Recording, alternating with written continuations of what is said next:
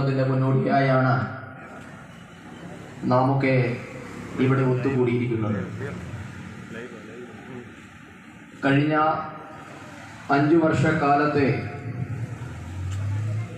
കേരളത്തിനു മേൽ വീണ ഇടുത്തി, അതിൻ്റെ ആഘാതം പേറി 5 വർഷക്കാലമായി ജീവിക്കുന്ന ജനത അതിൽ നിന്നും കുതറിമാറാൻ കിട്ടുന്ന ആദ്യ അവസരത്തിനായി കാത്തിരിക്കുകയാണ് എന്ന് നമുക്ക് എല്ലാവർക്കും അറിയാം. കേരളത്തിൻ്റെ രാഷ്ട്രീയം ഇന്ന് മാറി മറിഞ്ഞിരിക്കുകയാണ്. ഇന്നലെ ഒരു മുന്നണിയിൽ ഉണ്ടായിരുന്നവരെ ഇന്ന് പുതിയ മുന്നണിയിലാണ് കാണുന്നത്. ഇന്നലെ വരെ ഇടതുപക്ഷ ജനാധിപത്യ മുന്നണിയുടെ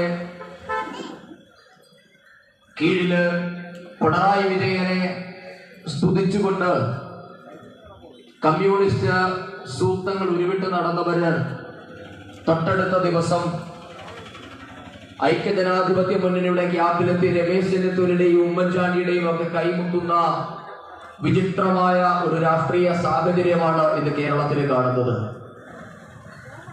അവരതിനെ ഉത്കൃഷ്ടമായ ജനാധിപത്യ ബോധം എന്നൊക്കെയാണ് വിളിക്കുന്നത്. അവസരവാദം എന്നതിനപ്പുറം അവനവന്റെ ആമാശയം നിറയ്ക്കുക എന്നതിനപ്പുറം യാതൊരു അജണ്ടകളുമില്ലാത്ത കുറെ യുർക്കിൽ പാർട്ടികളും അവർക്ക് ഓശാന പാടി അവർക്ക് വേണ്ട എല്ലാ കാര്യങ്ങളും ചെയ്തു കൊടുത്ത് തങ്ങളുടെ സ്ഥാനം അരക്കിട്ടുറപ്പിക്കുന്ന ചില വലിയ കക്ഷികളും ഉൾപ്പെട്ടതാണ് ഇന്ന് കേരളത്തിന്റെ രാഷ്ട്രീയം. കഴിഞ്ഞ 60 വർഷക്കാലമായി ഒരു കാലിൽ നിന്നും മറ്റൊരു കാലിലേക്ക് മാറുന്ന മന്തുപോലെ കേരളം ഇതിനെ മാറി മാറി പേറുകയാണ്. ഇത്രകാലവും ഇവർ പറഞ്ഞുകൊണ്ടിരുന്നത് ഞങ്ങളാണ് ജനാധിപത്യ വിശ്വാസികൾ, ഞങ്ങളാണ് മതേതര സംരക്ഷകർ, ഞങ്ങളാണ് വികസനവാദികൾ, ഞങ്ങളാണ് മാനവികതയുടെ വക്താക്കൾ എന്നൊക്കെയാണ് കഴിഞ്ഞ 60 വർഷക്കാലമായി ഇവർ കേരളത്തെ വിശ്വസിപ്പിക്കാൻ ശ്രമിച്ചുകൊണ്ടിരുന്നത്. എന്താണ് കഴിഞ്ഞ 60 വർഷക്കാലത്തെ 2 മുന്നണികളുടെയും ഭരണത്തിന്റെ നേട്ടമെന്ന് ചോദിച്ചാൽ 2.25 ലക്ഷം കോടി രൂപയുടെ കടമാണ് കഴിഞ്ഞ 60 വർഷക്കാലമായി 2 മുന്നണികളും മാറി മാറി നമുക്ക് സമ്മാനിച്ചത്. 2.25 ലക്ഷം കോടി രൂപ എന്ന് പറഞ്ഞാൽ ഈ സംസാരിക്കുന്ന എനിക്കും എന്നെ കേൾക്കുന്ന നിങ്ങൾക്കുമൊക്കെ ഏകദേശം 75,000 രൂപയുടെ കടം. നാളെ ജനിക്കാൻ പോകുന്ന കുഞ്ഞിനും കിട്ടും 70,000 രൂപയ്ക്ക് അടുത്തുള്ള കടം. അടുത്ത 50 വർഷക്കാലത്തേക്ക് കേരളത്തിൽ ജനിക്കാൻ പോകുന്ന ഏതൊരു കുഞ്ഞും കടക്കാരനായിരിക്കുമെന്നും ഉറപ്പിച്ച ഭരണമാണ് കേരളത്തിൽ കഴിഞ്ഞ 60 വർഷക്കാലമായി നടന്നുകൊണ്ടിരുന്നത്. അതിനെയാണ് അവർ ജനാധിപത്യമെന്നും ഭരണമെന്നും വികസനമെന്നും ഒക്കെ മാറി മാറി പേരിട്ട് വിളിച്ചത്. 2016 സഖാവ് പിണറായി വിജയൻ അധികാരത്തിൽ വരുമ്പോ ഡോക്ടർ തോമസ് ഐസക് ഈ സംസ്ഥാനത്തിന്റെ ഖജനാവിന്റെ ചുമതല ഏറ്റെടുക്കുമ്പോ 1.5 ലക്ഷം കോടി രൂപയായിരുന്നു സംസ്ഥാനത്തിന്റെ പൊതുകടം. ഇന്ന് രണ്ടുപേരും പടിയിറങ്ങാൻ കാത്തു നിൽക്കുമ്പോ കേരളത്തിന്റെ കടം 2.5 ലക്ഷം കോടി കവിഞ്ഞിരിക്കുകയാണ്. എന്തിനായിരുന്നു ഈ 1 ലക്ഷം കോടി രൂപയുടെ കഴിഞ്ഞ 55 വർഷമായിട്ടാണ് 1.5 ലക്ഷം കോടി കേരളത്തിന് കടമായത് എങ്കിൽ പിണറായി വിജയന്റെ 5 വർഷം കൊണ്ട് 1 ലക്ഷം കോടി രൂപ അധികമായി കടമുണ്ടാക്കിയിരിക്കുന്നു. ഇന്ന് കേരളം ലോകത്തിലെ ഒട്ടുമിക്ക രാജ്യങ്ങളുടെയും കടക്കാരനായി മാറിയിരിക്കുകയാണ്.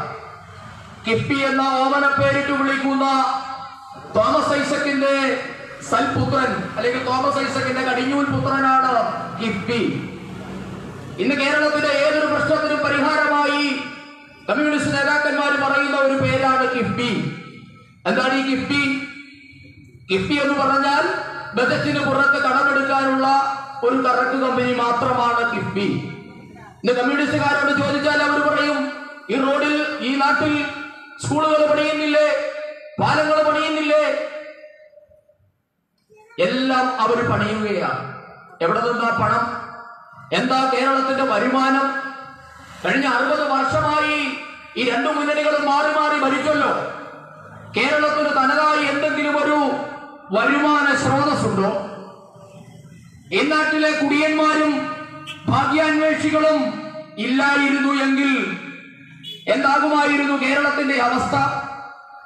സംസ്ഥാന ഖജനാവിന്റെ ഏറ്റവും ഉയർന്ന വരുമാനം അല്ലെങ്കിൽ ഏറ്റവും കൂടുതൽ വരുമാനം സംസ്ഥാന ഖജനാവിന് കിട്ടുന്നത് മദ്യക്കച്ചവടത്തിൽ കൂടിയാണ്. രണ്ടാമത്തെ ഏറ്റവും വലിയ വരുമാനം ചൂതാട്ടം അഥവാ ഭാഗ്യക്കുറി നടത്തിയാണ്. ഏതൊരു പുരോഗമന സമൂഹവും തങ്ങളുടെ ജീവിതത്തിൽ നിന്ന് ഒഴിച്ചു നിർത്തണമെന്ന് ആഗ്രഹിക്കുന്ന രണ്ട് കാര്യങ്ങളാണ് മദ്യപാനവും ചൂതാട്ടവും. ഇതിനെ രണ്ടിനെയും കൈയഴിച്ച് സഹായിച്ച് കോടികൾ സമ്പാദിക്കുകയാണ് സർക്കാർ. ഇതല്ലാതെ തനതായ എന്തെങ്കിലും ഒരു വരുമാനം ഈ നാടിന് ഉണ്ടാക്കി കൊടുക്കാൻ കഴിഞ്ഞ 60 വർഷം ഭരിച്ച രണ്ടു മുന്നണികൾക്കും സാധ്യമായിട്ടുണ്ടോ?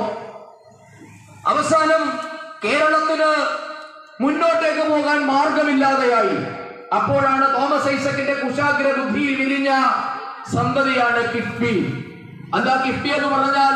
സ്വകാര്യ വ്യക്തികളുടെ കയ്യിൽ നിന്നും ഏജൻസികളുടെ കയ്യിൽ നിന്നും പണം കടമെടുക്കുക. ഈ എടുക്കുന്ന പണം ആര് തിരിച്ചടയ്ക്കും? അടുത്തു വരുന്ന സർക്കാരുകൾ. 2024 മുതൽ ഈ കിഫ്ബിയിൽ ഏറ്റെടുത്ത കടം അടച്ചു തുടങ്ങണം. കിഫ്ബിയിൽ നാം കൊണ്ടുവന്ന പണം 1200 കോടിയോളം രൂപയാണ് വിദേശത്ത് നിന്നും ഇപ്പോൾ കടമെടുത്തിരിക്കുന്നത്.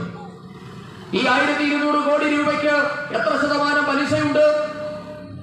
1275 കോടി രൂപ സംസ്ഥാന സർക്കാർ കടമെടുത്തിരിക്കുന്നത് ഏകദേശം 11% പലിശയ്ക്കാണ് സംസ്ഥാന സർക്കാർ കിഫ്ബിയുടെ പേരിൽ ഇന്ന് പണം കടം മേടിച്ചിരിക്കുന്നത്. 2024 മുതൽ ഈ പണം അടച്ചു തുടങ്ങണം. അതേപറ്റി ചോദിക്കുമ്പോൾ തോമസ് ഐസക് പറയുന്നത് നാം വികസന വിരോധികളാണ്. കടം മേടിച്ചുണ്ണുക എന്നുള്ളത് ഏതൊരു സാമ്പത്തിക ശാസ്ത്രത്തിന്റെയും അടിസ്ഥാനം അറിയുന്നവർ ചെയ്യുന്ന പണിയല്ല. കടം മേടിക്കേണ്ടി വരും, സ്വാഭാവികമാണ്. പക്ഷെ നിങ്ങൾക്ക് തിരിച്ചടയ്ക്കാൻ എന്തു മാർഗം? എങ്ങനെയാണ് ഈ സംസ്ഥാന സർക്കാർ എടുത്ത കടം തിരികെ അടയ്ക്കാൻ പോകുന്നത്? ഈ ചോദ്യത്തിന് തോമസ് ഐസക്കിനോ പിണറായി വിജയനോ CPIM-ന്റെ നേതാക്കന്മാർക്കോ ഉത്തരവില്ല. കാരണം അവർക്ക് എങ്ങനെയെങ്കിലും 5 വർഷക്കാലം തട്ടിക്കഴിച്ചു പോയാൽ മതി. ഇനി വരുന്നവർക്ക് തലയിലാണ് ഈ കടങ്ങളൊക്കെ കയറുന്നത്. അല്ലെങ്കിൽ ഇനി ഇവിടെ ജനിക്കാൻ പോകുന്ന കുഞ്ഞുങ്ങൾക്കാണ് ഈ കടത്തിന്റെ ബാധ്യത പേറേണ്ടത്. ഇതാണ് കഴിഞ്ഞ 5 വർഷത്തെ പിണറായി വിജയന്റെ ഭരണത്തിന്റെ ബാലൻസ് ഷീറ്റ് എന്ന് പറയുന്നത്. നേരെ മറിച്ച് നമ്മുടെ രാജ്യത്ത് കഴിഞ്ഞ 6 വർഷക്കാലമായി ഒരു ഭരണം നടക്കുന്നുണ്ട്. അത് ഭാരതീയ ജനതാ പാർട്ടി നേതൃത്വം കൊടുക്കുന്ന നരേന്ദ്രമോദി പ്രധാനമന്ത്രിയായിട്ടുള്ള ഒരു ഭരണമാണ് കേന്ദ്രത്തിൽ നടന്നുകൊണ്ടിരിക്കുന്നത്. എന്തായിരുന്നു 5 വർഷങ്ങൾക്ക് 6 വർഷങ്ങൾക്കൊക്കെ മുൻപ് BJP-യെ പറ്റിയും നരേന്ദ്രമോദിയെ പറ്റിയും ഒക്കെ ഈ നാട്ടിലെ ഇടത് വലത് കക്ഷികൾ പറഞ്ഞുകൊണ്ടിരുന്നത്? നരേന്ദ്രമോദി അധികാരത്തിലെത്തിയാൽ ഈ നാട്ടിലെ എല്ലാ ന്യൂനപക്ഷങ്ങളെയും പുറകയറ്റി അയക്കും, മുസ്ലിങ്ങളെയൊക്കെ ചുട്ടുകൊല്ലും, ക്രിസ്ത്യാനികളെയൊക്കെ വറുത്തെടുക്കും എന്നൊക്കെയായിരുന്നു നരേന്ദ്രമോദിയെ പറ്റി കഴിഞ്ഞ 6 വർഷങ്ങൾക്ക് മുൻപ് ഈ നാട്ടിലെ രണ്ടു മുന്നണികളും മാറി മാറി പ്രചരിപ്പിച്ചുകൊണ്ടിരുന്നത്. ഇവിടെ നമ്മുടെ ഉദ്ഘാടന പ്രാസംഗികൻ പറഞ്ഞു, ജനാധിപത്യത്തിന്റെ ശ്രീകോവിലിലേക്ക് പ്രവേശിക്കുന്നതിന് മുൻപ് അതിന്റെ പടികളിൽ തൊട്ട് വന്നിച്ച് അദ്ദേഹം നടത്തിയ പ്രഖ്യാപനം അത് ലോക രാജ്യങ്ങൾക്കൊക്കെ മാതൃകയായിരുന്നു. ഞാൻ ഈ പാർലമെന്റിന്റെ പടിക്കെട്ടുകൾ കയറുന്നത് പ്രധാനമന്ത്രി എന്ന അധികാരത്തിലല്ല, മറിച്ച് പ്രധാന സേവകൻ എന്ന ഉത്തരവാദിത്വം ഏറ്റെടുത്തുകൊണ്ടാണ് എന്നാണ് നരേന്ദ്രമോദി പ്രഖ്യാപിച്ചത്. ഞാൻ ഭരിക്കുന്ന കാലത്തോളം ഈ നാട്ടിലെ ഒരാളുടെ പോലും ഒരു പൈസയും കക്കില്ല എന്ന് മാത്രമല്ല, ഒരാളും കക്കുന്നില്ല എന്ന് ഉറപ്പുവരുത്തുകയും ചെയ്യുമെന്ന് പ്രഖ്യാപിച്ച പ്രധാനമന്ത്രിയാണ് ബഹുമാനപ്പെട്ട നരേന്ദ്രമോദി. അതുകൊണ്ടാണ് 5 വർഷത്തെ ഭരണത്തിന് ശേഷം അദ്ദേഹത്തെ പൂർവാധികം ശക്തനായി വീണ്ടും ജനങ്ങൾ അധികാരമേൽപ്പിച്ചത്. നരേന്ദ്രമോദി അധികാരത്തിൽ വരുമ്പോ ഈ രാജ്യത്ത് എന്തായിരുന്നു അവസ്ഥ?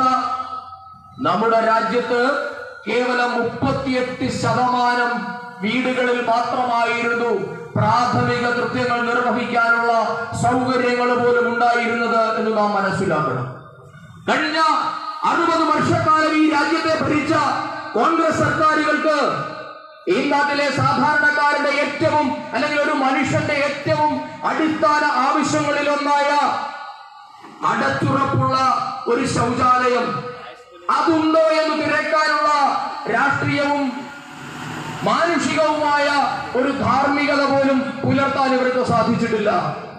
കഴിഞ്ഞ 60 വർഷം ഭരിച്ചിട്ടും കേവലം 38% ജനങ്ങൾക്ക് മാത്രമായിരുന്നു ഈ നാട്ടില് ഒരു അടച്ചുറപ്പുള്ള കക്കൂസ് ഉണ്ടായിരുന്നത്. മലയാളികളൊക്കെ ഉത്തരേന്ത്യയിലൊക്കെ പോയിട്ടുള്ളവർ നിരവധി ഇവിടെയുണ്ട്. നിങ്ങളൊരു 5 വർഷങ്ങൾക്ക് മുൻപൊക്കെ ഉത്തരേന്ത്യയിലെ ഏതെങ്കിലും ഗ്രാമങ്ങളിൽ കൂടി ട്രെയിൻ പോകുമ്പോ തൊട്ടടുത്ത പാളത്തിലേക്ക് നോക്കിയാൽ കാണുന്ന ഒരു കാഴ്ചയുണ്ടായിരുന്നു. അതിരാവിലെയൊക്കെ സ്ത്രീകളും പുരുഷന്മാരുമായിട്ടുള്ള എല്ലാ ജനങ്ങളും ഇന്ത്യയുടെ റെയിൽ പാളങ്ങളിൽ വന്നിരുന്ന് പ്രാഥമിക കൃത്യം നിർവഹിക്കുന്ന ഒരു വൃത്തികെട്ട, കണ്ടാൽ ലജ്ജ തോന്നുന്ന, നമ്മുടെയൊക്കെ തൊലി ഉരിഞ്ഞു പോകുന്ന ഒരു കാഴ്ചയുണ്ടായിരുന്നു. അതൊക്കെ കാണുമ്പോൾ മലയാളിക്ക് പുച്ഛമായിരുന്നു. ഉത്തരേന്ത്യക്കാരനെ സംബന്ധിച്ചിടത്തോളം അവന് വിവരമില്ലാത്തവനും എഴുത്തും വായന അറിയാത്തവനും റെയിൽവേ ട്രാക്കിൽ വന്ന് കാര്യം സാധിക്കുന്നവനും ഒക്കെയായാണ് മലയാളികൾ അവരെ വിശേഷിപ്പിച്ചത്. പക്ഷെ നിങ്ങളൊന്ന് ആലോചിച്ച് നോക്കണം, ആരാണ് അവരെ അങ്ങനെയാക്കിയത്? നാം ഈ പറയുന്ന പ്രബുദ്ധത ഉണ്ടായിരുന്ന നാട് തന്നെയായിരുന്നു ഉത്തരേന്ത്യയും. ആരാണ് ഈ പറഞ്ഞതുപോലെ അതിരാവിലെ എഴുന്നേറ്റ് ഒരു റെയിൽവേ ട്രാക്കിൽ വന്നിരുന്ന് രാവിലത്തെ പ്രാഥമിക കൃത്യങ്ങൾ നിർവഹിക്കാൻ അവരെ നിർബന്ധിതരാക്കിയത് എന്ന് നാം എന്തുകൊണ്ടാണ് ചിന്തിക്കാതെ പോയത്?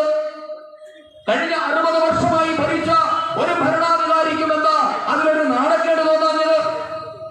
അതേപറ്റി സംസാരിക്കാൻ നരേന്ദ്രമോദി വരേണ്ടി വന്നു, ഭാരതീയ ജനതാ പാർട്ടി വരേണ്ടി വന്നു. നരേന്ദ്രമോദി പറഞ്ഞു, എല്ലാ വീടുകളിലും സൗജന്യമായി കക്കൂസ് എത്തിക്കണം. അത് രാവിലെ എഴുന്നേറ്റ് നമ്മുടെ അമ്മമാരും പെങ്ങന്മാരും ഒക്കെ നമ്മൾ പറയാറുണ്ട്, കാക്ക കരയുന്നതിന് മുൻപ് തന്നെ ഉണർന്നെണീറ്റ് ഏതെങ്കിലും ഒരു മറവറ്റി ഓടുന്ന ഒരു ദയനീയമായ ഒരു അവസ്ഥയുണ്ടല്ലോ.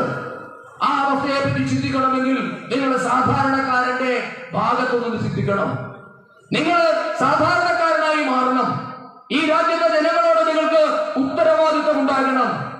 വിവേകാനന്ദ സ്വാമികൾ പറഞ്ഞതുപോലെ ഈ രാജ്യത്തെ ഏറ്റവും അജ്ഞനായ, ഏറ്റവും ദരിദ്രനായ ഭാരതീയനും എന്റെ സഹോദരനാണ് എന്ന ഉദാത്തമായ സങ്കല്പം ഉണ്ടാകണം. അത് ഭാരതീയ ജനതാ പാർട്ടിയുടെ നരേന്ദ്രമോദി വന്നപ്പോൾ മാത്രമാണ് ഈ രാജ്യത്തെ ഒരു ഭരണാധികാരിക്ക് ഉണ്ടായത് എന്ന കാര്യം നാം അടിവരയിട്ട് മനസ്സിലാക്കണം. കഴിഞ്ഞ 60 വർഷവും അവർ ഭരിച്ചത് അവരുടെ കുടുംബത്തിന്റെ സൗഖ്യത്തിന് വേണ്ടിയായിരുന്നു. അച്ഛനിൽ നിന്നും മകളിലേക്കും, മകളിൽ നിന്നും മകനിലേക്കും, മകനിൽ നിന്നും അടുത്ത മകനിലേക്കും ഒക്കെ അധികാരം കൈമാറ്റി ഈ രാജ്യത്തെ 100 കോടി ജനങ്ങളുടെ ഭാഗ്യവിധാതാക്കന്മാരായി വാണരുന്ന കുടുംബ പശ്ചാത്തലമുള്ളവരൊന്നും ആയിരുന്നില്ല നരേന്ദ്രമോദി. അതുകൊണ്ടാ ഇവിടെ ഉദ്ഘാടന പ്രാസംഗികൻ പറഞ്ഞതുപോലെ ചായ വിറ്റും തൊട്ടടുത്ത വീട്ടിൽ വേല ചെയ്തുമൊക്കെ അച്ഛനും അമ്മയും വളർത്തിയ മകനാണ് നരേന്ദ്രമോദി. മോദി ഈ രാജ്യത്തിന്റെ അല്ലെങ്കിൽ ദേശസ്നേഹത്തിന്റെ ബാലപാഠങ്ങൾ പഠിച്ചത് AICC ഓഫീസിൽ നിന്നായിരുന്നില്ല, മറിച്ച് RSSന്റെ ശാഖയിൽ നിന്നായിരുന്നു. അതുകൊണ്ടാണ് നരേന്ദ്രമോദിക്ക് ഈ രാജ്യത്തെ ഓരോ പൗരനെ പറ്റിയും ബോധ്യമുണ്ടായത്. ഈ നാടിന്റെ ഭാവിയെ പറ്റി അദ്ദേഹത്തിന് ചിന്തയുണ്ടായത്.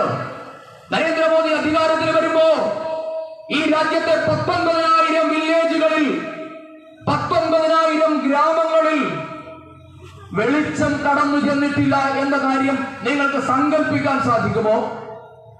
19,000 ഗ്രാമങ്ങൾക്ക് വെളിച്ചമെന്ത് എന്ന് അറിവുണ്ടായിരുന്നില്ല. എന്റെ 60 വർഷക്കാലം ഭരിച്ച ഒരു സർക്കാരിനും ഇവർക്ക് വൈദ്യുതി എത്തിക്കണമെന്ന് തോന്നാഞ്ഞത്? അതാ ഞാൻ പറഞ്ഞത്, അവരുടെ ചിന്ത അവരുടെ കുടുംബത്തിന്റെ ആധിപത്യം ഉറപ്പിക്കൽ മാത്രമായിരുന്നു. എങ്ങനെയും അധികാരം പിടിച്ചു നിർത്തുക. അധികാരം മാത്രം ലക്ഷ്യമാകുമ്പോ നാം പലർക്കും വഴങ്ങിക്കൊടുക്കേണ്ടി വരും. പല കാര്യങ്ങളും കണ്ടില്ല എന്ന് നടിക്കേണ്ടി വരും. പക്ഷെ നരേന്ദ്രമോദി പറഞ്ഞു, ഞാൻ ആയുഷ്കാലം പ്രധാനമന്ത്രിയാകാൻ വന്നതൊന്നുമല്ല. ഭാരതീയ ജനതാ പാർട്ടിയിൽ അത്തരത്തിലൊരു കീഴ്വഴക്കവുമില്ല. മോദിക്ക് ശേഷം മോദിയുടെ മകനല്ല പ്രധാനമന്ത്രി. നരേന്ദ്രമോദിക്ക് മകനില്ല, അത് മറ്റൊരു കാര്യം. പക്ഷേ BJP നേതാവിന്റെ മകനിലേക്ക് കൈമാറുന്ന രാജസമ്പ്രദായമൊന്നുമല്ല BJP-യിലുള്ളത്.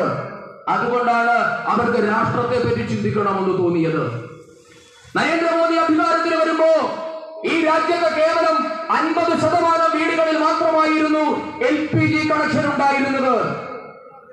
നമുക്ക് ചിന്തിക്കാൻ സാധിക്കുന്നുണ്ടോ? ലോകാരോഗ്യ സംഘടനയുടെ കണക്ക് പ്രകാരം ഇന്ത്യയിൽ ഏറ്റവും കൂടുതൽ പുക കൊണ്ട് അല്ലെങ്കിൽ പുകജന്യമായ രോഗങ്ങൾ കൊണ്ട് മരിക്കുന്നത് പുരുഷന്മാരായിരുന്നില്ല, സ്ത്രീകളായിരുന്നു. എങ്ങനെയാണ് സാധിക്കുക? നമ്മുടെയൊക്കെ അറിവനുസരിച്ച് പുക വലിക്കുന്നത് പുരുഷന്മാരാ. പക്ഷെ ഭാരതത്തിന്റെ പ്രത്യേക സാഹചര്യത്തില് പുകജന്യമായ രോഗങ്ങൾ കൊണ്ട് ഏറ്റവും കൂടുതൽ ആളുകൾ മരിക്കുന്നത് സ്ത്രീകളാണ് എന്നാണ് ലോകാരോഗ്യ സംഘടന ഭാരതത്തെ പറ്റി നടത്തിയ പഠനത്തിലൂടെ തെളിഞ്ഞത്. എന്താ കാര്യം? അടുപ്പിൽ നിന്നുള്ള പുക. പുക വലിച്ചാൽ മാത്രമല്ല ശ്വാസകോശത്തെ പുക ബാധിക്കുക. അടുപ്പിൽ നിന്നും മുനിഞ്ഞു കത്തുന്ന വിറകിൽ നിന്നും വരുന്ന കൽക്കരിയിൽ നിന്നും പുറന്തള്ളപ്പെടുന്ന പുക ഉപയോഗിച്ച് ഭാരതത്തിലെ സ്ത്രീകൾ അർബുദമടക്കമുള്ള മാരക രോഗങ്ങൾ വന്ന് മരിക്കുന്നതായി ലോകാരോഗ്യ സംഘടനയാണ് കണ്ടെത്തിയത്.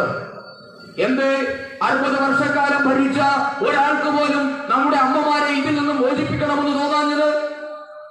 എന്റെയും നിങ്ങളുടെയും സഹോദരിമാരായിരുന്നില്ലേ അവർ?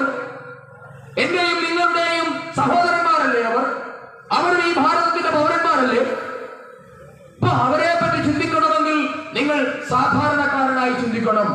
അതുകൊണ്ടാണ് നരേന്ദ്രമോദി അധികാരം 4 വർഷം പിന്നിട്ടപ്പോഴേക്കും ഈ രാജ്യത്തെ 100% വീടുകളിലും സൗജന്യമായി LPG കണക്ഷൻ എത്തിച്ചത്. നരേന്ദ്രമോദി അധികാരത്തിൽ വരുമ്പോ ഈ രാജ്യത്ത് ബാങ്ക് അക്കൗണ്ടുകൾ ഉള്ളവരുടെ എണ്ണം കേവലം 50%. ആരാണ് തീരുമാനിച്ചത് ഈ രാജ്യത്തെ ജനങ്ങളെ ബാങ്കിംഗ് സംവിധാനത്തിന്റെ പുറത്തു നിർത്തണമെന്ന്? രാജീവ് ഗാന്ധി പ്രധാനമന്ത്രിയായിരിക്കുന്ന 1984 ശേഷമുള്ള കാലഘട്ടത്തില് ഇന്ത്യയുടെ ആസൂത്രണ കമ്മീഷൻ ഒരു പഠനം നടത്തി. ആ പഠനം നടത്തിയിട്ട് ആസൂത്രണ കമ്മീഷൻ ഒരു റിപ്പോർട്ട് പുറപ്പെടുവിച്ചു.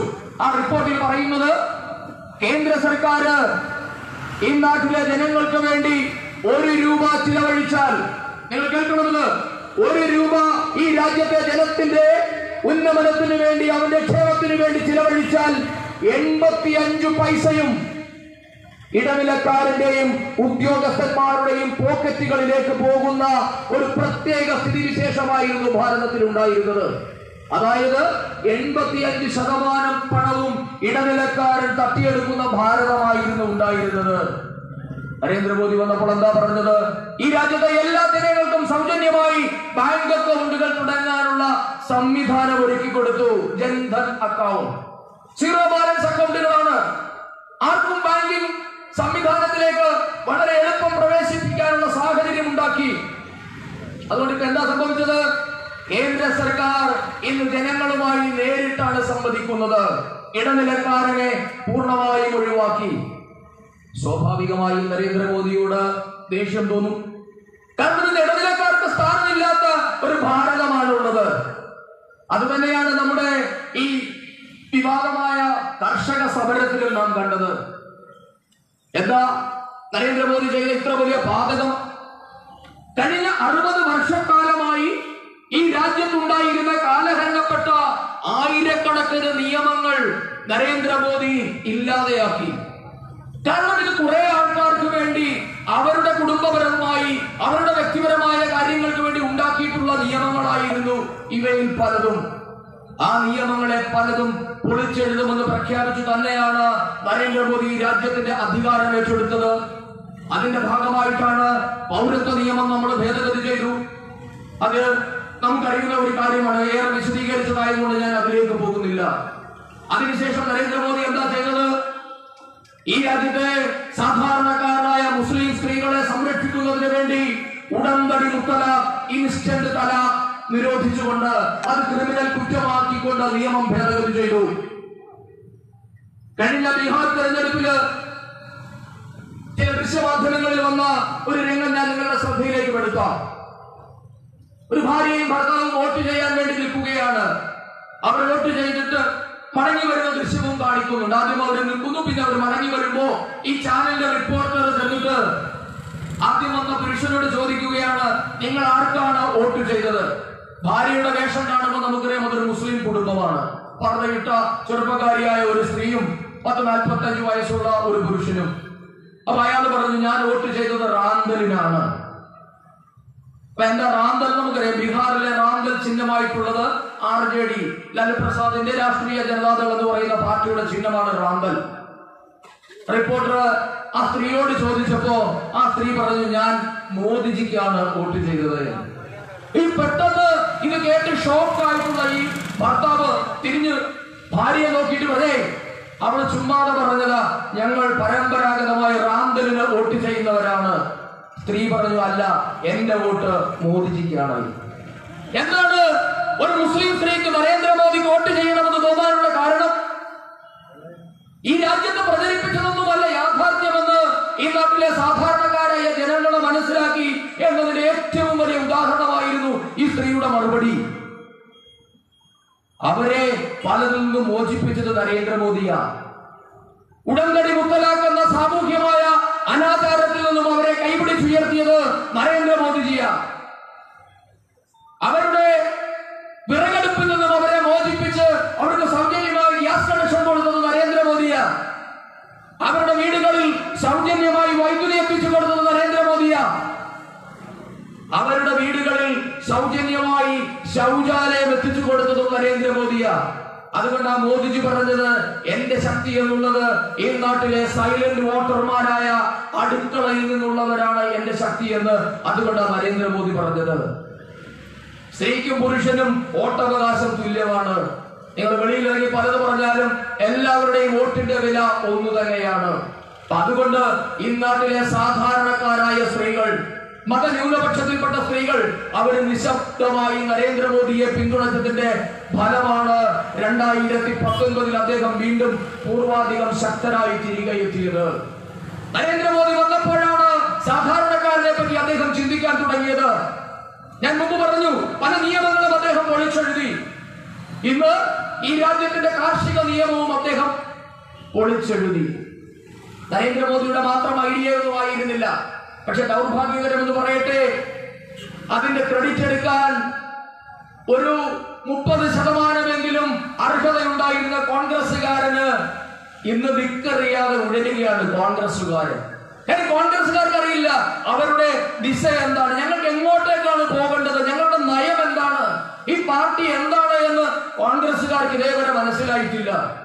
കാരണം കഴിഞ്ഞ തെരഞ്ഞെടുപ്പിൽ കോൺഗ്രസിന്റെ പ്രകടന പത്രികയിൽ ഉണ്ടായിരുന്ന പ്രധാന വാഗ്ദാനങ്ങളിൽ ഒന്നായിരുന്നു കാർഷിക നിയമം പൊളിച്ചെഴുതും എന്നുള്ളത്. എന്താ കാർഷിക നിയമം പൊളിച്ചെഴുതിയാൽ സംഭവിക്കുക? മണ്ഡി സംവിധാനങ്ങളിൽ കൂടിയുള്ള ഇടനിലയെ തളച്ചു വെച്ചുകൊണ്ട് കർഷകർക്ക് സ്വതന്ത്രമായി അവരുടെ ഉൽപ്പന്നങ്ങൾ വിറ്റഴിക്കാനുള്ള സ്വാതന്ത്ര്യം കൊടുക്കും എന്നുള്ളത്. എന്നെ കേൾക്കുന്ന ഏതെങ്കിലും നിയമവിദഗ്ധരോ രാഷ്ട്രീയമായ എതിരാളികളോ ഏതെങ്കിലും കമ്മ്യൂണിസ്റ്റുകാരോ കോൺഗ്രസുകാരോ ഒക്കെ ഉണ്ടെങ്കിൽ ഞാൻ അവരോട് വിനയത്തോടു കൂടി ചോദിക്കട്ടെ, നരേന്ദ്രമോദി സർക്കാർ നടപ്പാക്കിയ കാർഷിക നിയമത്തിലെ കുഴപ്പം എന്താണ് എന്ന് നിങ്ങൾ കാണിച്ചു തന്നാൽ, കർഷക വിരുദ്ധമായ ഏത് പരാമർശത്തെയാണ് നിങ്ങൾ എതിർക്കുന്നത് എന്ന് കാണിച്ചു തന്നാൽ, നിങ്ങൾ പറയുന്ന പണിയെടുക്കാൻ ഭാരതീയ ജനതാ പാർട്ടിക്കാരെന്ന നിലയിൽ ഞാൻ തയ്യാറാണ്. എന്താണ് ഇതിൽ കർഷക വിരുദ്ധമായുള്ളത് എന്ന് നിങ്ങൾ കാണിച്ചു തരണം. ഇന്ത്യയിലെ കർഷകരെ ഇടനിലക്കാരന്റെ ചൂഷണത്തിൽ നിന്ന് മോചിപ്പിക്കുന്നത് കർഷക വിരുദ്ധമാണ് എങ്കിൽ ഞങ്ങൾ കർഷക വിരുദ്ധരാണ്. കാരണം മലയാളിക്ക് ഒരുപക്ഷെ ഇതിന്റെ ഒരു ഇമ്പാക്ട് അറിയില്ല. കാരണം നമ്മുടെ നാട്ടിൽ അങ്ങനെ മണ്ഡി സമ്പ്രദായങ്ങളില്ല. അപ്പൊ ഇവിടുത്തെ കമ്മ്യൂണിസ്റ്റുകാരൻ നമ്മുടെ പാളയത്തെ രക്തസാക്ഷി മണ്ഡപം അടക്കമുള്ളിടത്ത് സമരം കിടക്കുന്നുണ്ടല്ലോ. ഞാൻ ചോദിക്കട്ടെ, ബഹുമാനപ്പെട്ട പിണറായി വിജയൻ സർക്കാരിനോട് തന്നെ ചോദിക്കാം, അങ്ങേക്ക് തന്റെ ഇടമുണ്ടോ കേരളത്തിൽ മണ്ഡി സമ്പ്രദായം കൊണ്ടുവരുമെന്ന് പറയാൻ? എന്താ ഈ മണ്ഡി സമ്പ്രദായം എന്ന് പറഞ്ഞാൽ നമുക്കറിയാം, ഹിന്ദിയിൽ മണ്ഡി എന്ന് പറഞ്ഞാൽ ചന്ത എന്ന് മാത്രമേ അർത്ഥമുള്ളൂ. ഇപ്പൊ ഈ വെമ്പായം ഭാഗത്ത് ഏറ്റവും കൂടുതൽ ഉണ്ടാകുന്നത് ഏത്തക്കൊലയാണെന്ന് ഇരിക്കട്ടെ, വാഴക്കൊലയാണ് ഇവിടെ ഏറ്റവും കൂടുതലുള്ളത്. ഈ വെമ്പായത്തെ കർഷകര് അത് ഈ വെമ്പായത്ത് തന്നെയുള്ള ചന്തയിൽ വിൽക്കണമെന്ന് എന്താ നിർബന്ധം? നിങ്ങൾക്കത് പോത്തൻകോട് കൊണ്ട് കൊടുക്കുവാനോ അല്ലെങ്കിൽ അങ്ങ് വെഞ്ഞാറമൂട്ടിൽ കൊണ്ട് കൊടുക്കാനോ അതുമല്ല എങ്കിൽ അങ്ങ് പാളയത്ത് കൊണ്ട് കൊടുക്കാനോ സ്വാതന്ത്ര്യമില്ല എങ്കിൽ എന്തായിരിക്കും അവസ്ഥ? ഇത് തന്നെയാണ് ഇന്ത്യയില് കർഷകർ അഭിമുഖീകരിച്ചുകൊണ്ടിരുന്ന ഏറ്റവും വലിയ പ്രശ്നം. നിങ്ങൾ ഉൽപ്പാദിപ്പിക്കുന്ന ഉൽപ്പന്നം ഇടനിലക്കാരൻ പറയുന്ന ഇടത്ത്, ഇടനിലക്കാരൻ പറയുന്ന വിലയ്ക്ക് കൊടുക്കാൻ കർഷകൻ നിർബന്ധിതനാകുന്നു. നരേന്ദ്രമോദി പറഞ്ഞത് എന്താ? അങ്ങനെയില്ല, നിങ്ങൾക്ക് ഇനി മുതൽ രാജ്യത്ത് എവിടെയും നിങ്ങളുടെ ഉൽപ്പന്നങ്ങൾ വിറ്റഴിക്കാം. ഇപ്പൊ നമുക്കറിയാം, നമ്മുടെയൊക്കെ വീടുകളില് ഒരു 8 മാസം മുമ്പോ അല്ലെങ്കിൽ ഒരു വർഷമാകുന്നു നിങ്ങളൊക്കെ സവാള മേടിച്ചിട്ടുണ്ടാകും. ആ സവാളയുടെ വില എത്രയായിരുന്നു? ഒരു കാലത്ത് വലിയ ഉയർന്ന വിലയിൽ നിന്നും 9 കിലോ 10 കിലോ ഒക്കെ 100 രൂപയ്ക്ക് കിട്ടിയ ഒരു കാലത്തെ പറ്റി നിങ്ങൾക്കൊക്കെ ഓർമ്മയുണ്ടല്ലോ.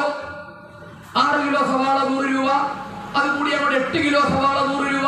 ഞാൻ 9 കിലോ സവാള വരെ 100 രൂപയ്ക്ക് വാങ്ങിയിട്ടുണ്ട്. 9 കിലോ സവാള 100 രൂപ എന്ന് പറയുമ്പോ 11 രൂപ അല്ലെ? കച്ചവടക്കാരന് കിട്ടുന്ന വിലയാണ് 11 രൂപ.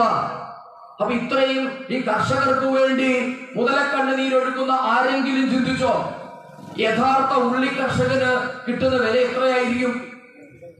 അങ്ങ് മഹാരാഷ്ട്രയിൽ നിന്നോ തമിഴ്നാട്ടിൽ നിന്നോ ഒക്കെ കൊണ്ടുവരുന്ന ഉള്ളിക്ക് കേരളത്തിൽ വരുമ്പോ ഇടനിലക്കാരനായ എത്രയോ കൈമറിഞ്ഞ് ഒരു സൂപ്പർ സ്റ്റോക്കിസ്റ്റ്, ഒരു സ്റ്റോക്കിസ്റ്റ്, ഹോൾസെയിലറിന് ശേഷം റീറ്റെയിലർ, അതിനുശേഷം നമ്മുടെയൊക്കെ കൊണ്ടു നടന്ന് വണ്ടിയെ വിൽക്കുന്നവർ ഉൾപ്പെടെയുള്ളവരുടെ ലാഭം കഴിഞ്ഞിട്ട് അവരൊക്കെ ലാഭം എടുത്തതിന് ശേഷം 1 കിലോ ഉള്ളി 10 രൂപയ്ക്ക് 1 കിലോ സവാള നിങ്ങൾക്ക് കിട്ടിയിട്ടുണ്ട് എങ്കിൽ യഥാർത്ഥ കർഷകന് എത്ര രൂപ കിട്ടിക്കാണുമെന്ന് നാം ഒന്ന് ചിന്തിച്ചു നോക്കുകയെ.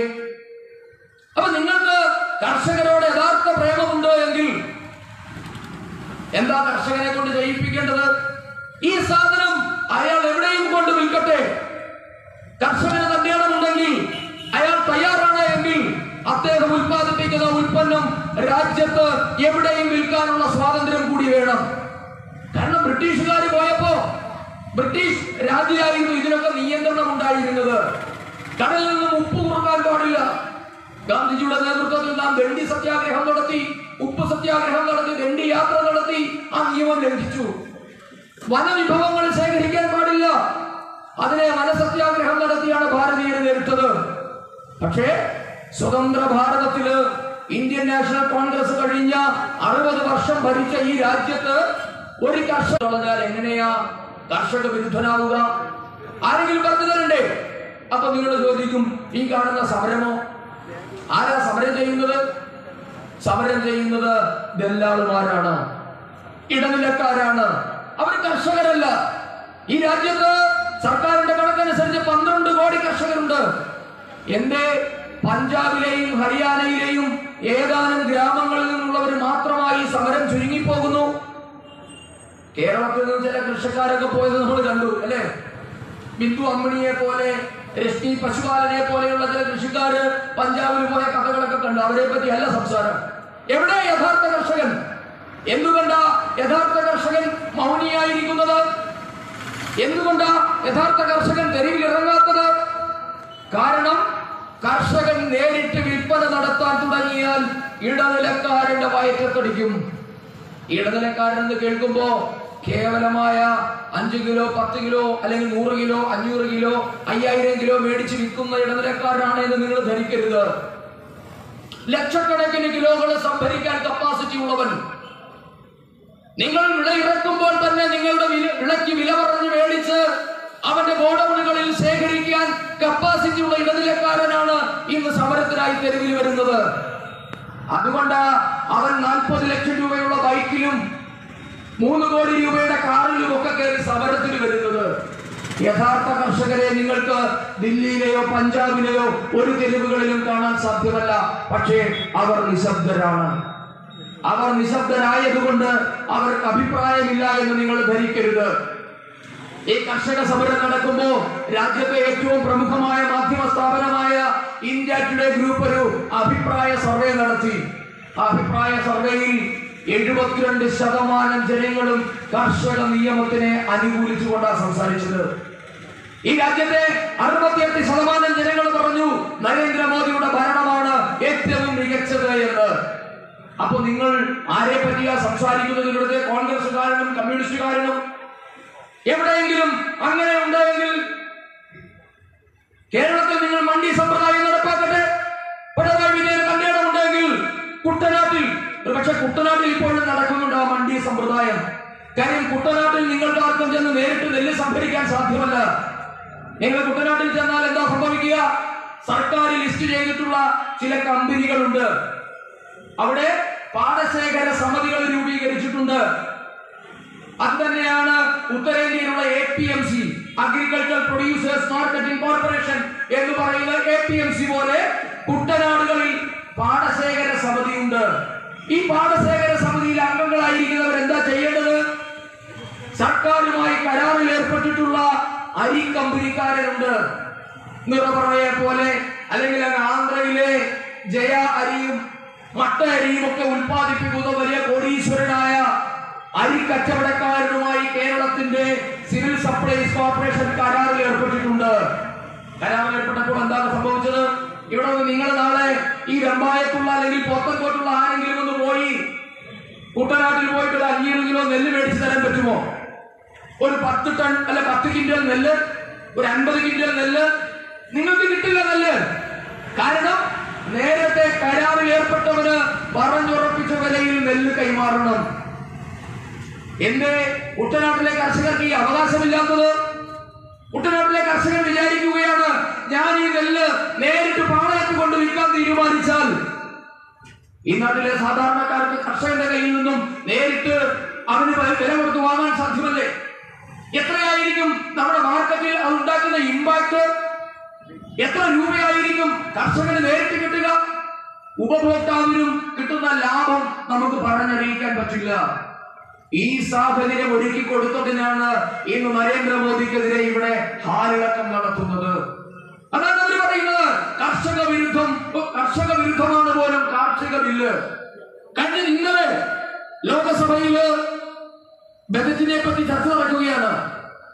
പഞ്ചാബിൽ നിന്നുള്ള ഒരു MP, ശിരോമണി അകാലിദളിന്റെ MP എഴുന്നേറ്റ് നിന്ന് കർഷക നിയമത്തെ പറ്റി സംസാരിച്ചപ്പോ നമ്മുടെ ധനകാര്യ സഹമന്ത്രിയായ പഴയ യുവമോർച്ചയുടെ അധ്യക്ഷൻ കൂടിയായ അനുരാഗ് ഠാക്കൂർ അദ്ദേഹം എഴുന്നേറ്റ് നിന്ന് ചോദിച്ചു, അങ്ങേക്ക് കർഷക നിയമത്തിലെ കർഷക വിരുദ്ധമായ ഒരു പരാമർശം ചൂണ്ടിക്കാണിക്കാമോ എന്നായിരുന്നു ചോദ്യം.